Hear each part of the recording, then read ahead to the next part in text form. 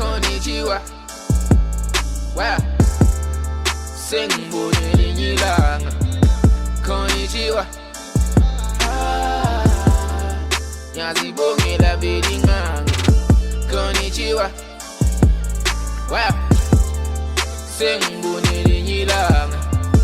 Konnichiwa. Thanks, Kojo. Good morning. Good morning, everyone. It's fabulous to be here. Thank you to Nestle for sponsoring the series, for Bukhosi for inviting me, and to all of you for being here. Unlike Kojo, I really, my favorite part of communication is being face-to-face, so I woke up very excited to be here today. And actually, my day started even better. I had an Uber driver fetch me, David, and he said, "Good morning, how are you?" And he had this beautiful smile. And he said, "Don't you just love South Africa?" I mean, it was so apt for the conversation today. And I said, "I do." He says, "Because you get in a lift and you go here, and everyone always says, 'Sanibonani, good morning.'" And he says, "We even say, 'How are you?'" And he says, "You know, in Europe, they're so miserable." And I said, "Absolutely." And anyway, we were chatting, and he said, "You know, South Africa is just the most amazing country. If we could, when we work together, we can achieve so much." He says, "Bugger this government." He said, "The people of South Africa are just so incredible, and we can achieve so much." And I think it's to your point, Bukhosi, you know, there's that lovely saying, energy flows where intention goes. And we need an intention. We need something. We've seen it with the World Cup, and we've seen it when we need to get together. We just achieve the most phenomenal things. So, yeah, I'm really excited to be here, as you can hear. So Interwaste is a waste management business. And our purpose is to serve land and life. And I think I'd like to pause on this one because waste may not seem that exciting and can be quite dirty and smelly, and most people don't really want to know about waste. But why do we do it? And our ultimate objective is to serve land and life. You know, our Constitution of South Africa, Section 24, says we all have the right to an environment that is healthy and is not harmful to us. And so that's part of our service, is to look after environment. And that's important both for people and nature. And I think as humans, part of our problem where we are today is we've become so disconnected from the very beautiful ecosystems in nature on which we need to survive. The air we breathe, the water, fundamental to us, the soils, the health of that, the health of our environment directly determines our health. And so it's critical for us, not only as a business, but for a country, to look after our environment, and that includes society. So, you know, when you're managing waste, and as I said, you know, a lot of our staff and out there, it's not always a pretty job. It can be smelly, it can be hazardous. It's really important for them to understand that no matter that the day-to-day may not be so sexy as other big brands do, but we have a real meaning to what we do. And to be honest, before I got into waste management, I thought I was a really good citizen. You know, I threw my rubbish away. I put my rubbish in the bin. I didn't litter. It was picked up most times by the municipality, and off it went. I didn't have to worry about it. Do you ever worry about what happens to your rubbish? Now it becomes a real problem. I sort of look at stuff and thinking, where's that going? Where's that going? What? And where we want to go to, actually, as a business, is to say to people, reimagine your waste. You should be looking at everything and saying, what could I do with that? What could this be? What is this? This is a resource. You know, we've got this global growth and this economic growth, and yes, we are corporates that need to make money and profits, but actually, we need to shift our mindset into thinking that there are going to be more people. I mean, we're getting to 8 billion people, but there are actually enough resources on this planet to service us all, but we have to really rethink how we operate. And that's a big shift. That's a really big shift, and it needs a collective effort from everyone. So waste is waste, but it's actually a really meaningful and exciting space to be in. So Interwaste, we're a South African business. We're now owned by French. I think quite a few French-owned businesses here. And it's great, you know what, they're difficult people, they can be. Don't quote me on that, but you know, we've got to be hell of a thankful that they're investing in our crazy country. And I am, you know. You go around to our communities and, oh, we don't want these foreign investors and the profits are going offshore, but hey, listen to what we're doing. It is important for us, and so we are thankful to them. Our business has grown. We're over 34 years old, and this industry is changing all the time, the waste management industry. But we employ about 1,800 people in South Africa and Mozambique, and we are expanding. The French intention is to bring some of that international thinking and technologies to expand and develop those services in Southern Africa. We are behind the curve, but but things are shifting, and there's a great need in order to manage our waste more effectively. Sorry, maybe we just service a whole lot of sectors. You know, anyone who creates waste, big business, from mining, manufacturing, retail, clothing, pharmaceutical, you name it. There's waste in all those processes. We support our clients, and a lot of our clients, thankfully, are large corporates who are really mindful now about the impact on the planet, and have zero waste to landfill strategies and really forward thinking and willing to invest in solutions of repurposing their waste. One of the biggest challenges in South Africa is waste is, to dispose of waste to landfill is relatively cheap. And I'll get to some of that compared to alternatives, and that's the shift that's happening. Our business is premised off the global hierarchy of waste management, so ultimately, actually, you don't want to create waste. I mean, that's where you want to start. But if you have waste, how can you reuse it, recycle, repurpose it, and then you go down that hierarchy with the least favorable mechanism being disposal to landfill. And if you're disposing to landfill, let's make sure it's an engineered, compliant landfill where it's still safely contained. You know, landfills aren't bad. They get a really bad rap, and rightfully so in South Africa.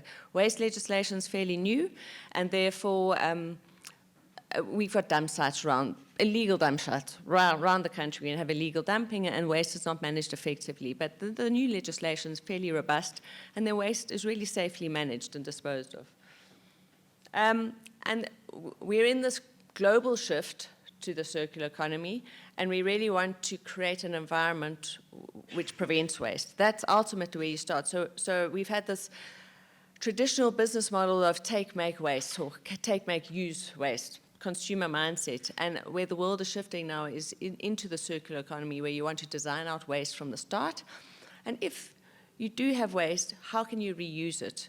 But it really starts from designing, which is a big shift and a big challenge for business when all your systems and investments have been set up for economies of scale, from the Industrial Revolution, from mass agriculture. You know, it was all about economies of scale, take, make, waste. Now we're having to rethink that to a more sustainable model, which is the circular economy, which starts with designing out waste, preventing pollution, you know, keeping your products and your materials in use for as long as possible, and then also preserving our environment, our very natural resources, which are running out. I mean, the devastation happening in that space is broad. And just a quick one on what I spoke about, legislation, how that's driving the changes in our industry. South African waste legislation is fairly new, therefore it's very forward-thinking. It's based on European and Australian law, which is great, needs probably stronger enforcement. But what's happening is landfill airspace is diminishing, and therefore as it diminishes, it's becoming more expensive. And as you have new legislation coming in and diminishing landfill airspace, prices are rising. The cost of waste management goes up every year, much higher than CPI. It's hard for clients to understand, but it's on numerous reasons. But our waste legislation is now preventing more and more waste types from going from landfill disposal. For instance, 2019 liquid waste ban from landfill disposal. It's forcing people to rethink how they do things. The most relevant, latest one here is the EPR scheme, Extended Producer Responsibility Scheme, which says to producers of products, you need to take more responsibility for your product post-consumer use. And most of you, well, certainly the big brands here, will know all about that and are changing their strategies. And I mean, ultimately what we do for our clients very simply is we go and understand their waste streams. Waste is incredibly complex, much more than I thought. You need to analyze the different waste types, the oils and sludges and gunks and all types of chemical makeup. And we help our clients, we understand their strategy, what do they want to do with it, and we help design solutions around how to manage their waste in a safe, compliant, hopefully cost-effective way, which has a greater impact on society, economically, and the environment. And then, I mean, I laugh, EPR, ESG, CP. We're part of a global business, which is great. They're very forward thinking, and we're trying to transition our clients to this green economy and circular thinking. So ESG is the latest thing. So obviously as an environmental business, not only do we have all the social and governance structures, but we have big decarbonization, water reduction, energy reduction strategies. I think just what is really beautiful about the French business, that Séché, the owner, is still very much involved.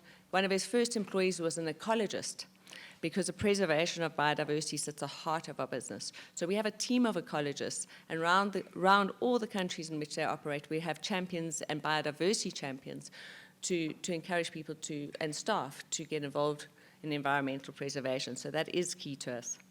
Then on the social side, we are a South African business, but it's also been a premise from our business from the start. And I have our HR director, Rajas here, Rajas Pillay, who has been heavily involved in actually delivering a lot of these projects. We operate in all sorts of communities around the country and all sorts of reasons. So we haven't had a one-size-fits-all CSR strategy. We get involved in different things, and this is just to touch on some of them, but with all of that premise of serving land and life. So there's uplifting communities and looking after the environment. The YES program, and I think Nestle are also involved, education, awareness, and employment is critical. So we've been involved with the YES initiative. We've had over 98 people come through, young youth come through our business already, and most of whom have been employed, which is more critical, because it's one thing training, but if they don't get a job or you can't use those skills, you lose that training. So we're still actively involved in the YES initiative. Tops and tags, some of you may be familiar, especially if you had kids at school collecting your bottle caps and bread tags. That was started by us. We just recently shifted that. So you were collecting tops and tags, and you had to get to a certain volume, and you could choose who got a wheelchair, donate a wheelchair. We've changed that now to Give to Green. We've included sanitary pads to have a focus on enabling young ladies to go to school. I mean, period poverty is a big challenge in South Africa. So we're still maintaining the wheelchairs, but we also give you the opportunity to donate sanitary pads to schools.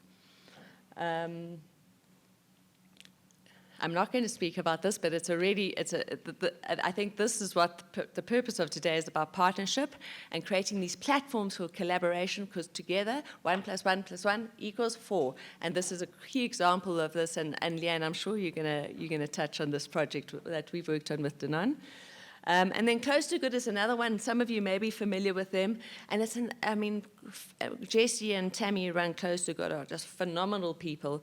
And this is another platform they created, which has gone in all sorts of angles, but it started with really assisting to exit people from poverty. The inclusion of people with disabilities, a big problem in South Africa, people with disabilities battle, and a care for the environment. And so they create micro businesses with selling used clothes, but also specifically focused around women with disabled children to help work flexi hours. And also now they use waste to create educational tools in ECD schools. Our early childhood development schools often are in very rural areas that have no stimulation for those kids. And so through waste bottle caps and offcuts of material, they have a whole tools, a beautiful box of educational tools made from waste. So this, and they operate around the country, and it's just a wonderful story. So we work with them on different initiatives here. And I love this, and I think it was relevant also today for the bigger brands being together, is when you move your focus from competition to contribution, life becomes a celebration. When we think greater than ourselves and greater and have this big purpose and big intention, things just flow. So we've done donations are always going to be needed on a various parts. Gift of the Givers related to COVID. Gift of the Givers are just the most amazing organization. We help the Soweto Canoe Club with girls. They've got the most incredible story there. So I'm part of Debulumanzi, but we help some of the young ladies develop from Soweto. The same foundation, we also did some donations. Open air school. And often, sometimes it's a basic need, just a dire need that we need to help people. So when you have the floods in Natal, water, some people, sometimes they're just small parts. Also important for our staff in operating rural areas, that they have the ability to engage directly with their communities. It also gives them a meaning. So we have some flexibility in those type of schemes. This was a meaningful one in Mozambique, a borehole. Access to water. Just this community next to our depot had no access to water. They used to walk miles and miles and miles. So being able to sponsor and drill a borehole for them has radically changed their life. And then we have a lot of other little projects. Well, we've been partners with these people for quite a long time, helping school homes with disabilities. They've had specific meaning to some of our directors and people in the business. And then from a supply development, waste, another important one, and we have a lot of these smaller enterprise development projects where through the mines and through our relationships, we've helped like the Mangena family, a husband and wife team who were operating near Alex in the veld, separating waste. We brought them on board, gave them facilities, and they've grown into a beautiful business. And they've grown to 25 staff members. They operate out of our facilities. And those are how these little incubation models can just have so much scale. We also have a new, well, they've been operating over 2 years, Raj, our ladies or women car wash, simple things, and now they've been able to expand their business to other areas. Blossom Care, some of you may know, also women-owned business in the Northern Cape, manufacturing sanitary pads at a more cost-effective rate. Some driver trainers, we have a large logistics fleet, so it's also important to look at those skills development. I'm looking at time, sorry. And then lastly, biodiversity. It's another part of our business, but we do need to preserve the environment. So we have a lot of projects and partnerships, as I said, champions where we do biodiversity preservation. So each depot has objectives, but we have larger contributions to Act for Nature at a global level for preserving our biodiversity. So yeah, it's a diverse space involved in lots of different things, and but it's all about serving our land and life. Thank you.